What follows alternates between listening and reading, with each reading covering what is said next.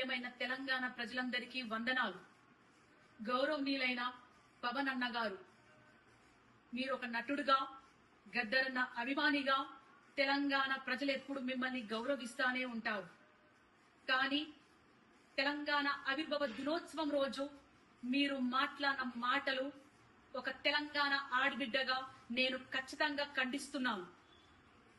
తెలంగాణ సినిమాల్లో యాక్ట్ చేస్తే రాలేదు, తెలంగాణ పొత్తులకు పోతే రాలేదు, తెలంగాణ పైసలు వంచితే రాలేదు, తెలంగాణ లాబీలు చేస్తే రాలేదు.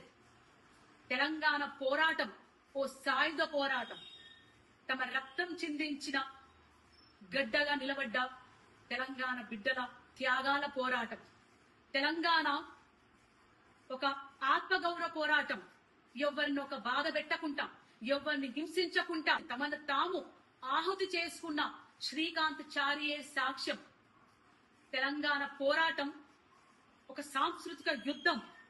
పాటలతోని, మాటలతోని ప్రజల్లోకెళ్ళి, గడప గడపకెళ్ళి ప్రజల్ని చైతన్యవంతం చేసిన పోరాట గాథలున్న చరిత్ర ఈ తెలంగాణ గడ్డ.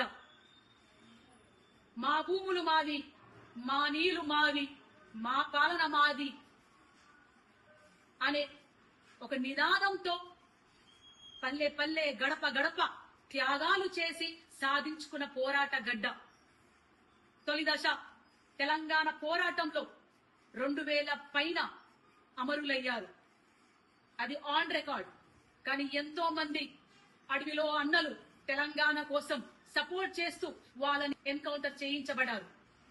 అట్లాగే మలిదశ తెలంగాణ ఉద్యమంలో ఎంతో మంది విద్యార్థులు, 1200 మంది విద్యార్థులు అమరులయ్యారు. ఎంతో మంది ఆడబిడ్డలు, తల్లులు తమ కొడుకులని, తమ బిడ్డలని నడవండ్రా బిడ్డ, మన తెలంగాణ మనది, మీరు ముందుకెళ్ళండి, పోరాటంలో భాగంగా అండి, మేం కుటుంబాలను చూసుకుంటాం అని వీరగాథలు నడిచిన తెలంగాణ మనది. ఎస్, మీరన్నట్టే ఈ తెలంగాణ గడ్డ మా అయ్యల జాగీరే.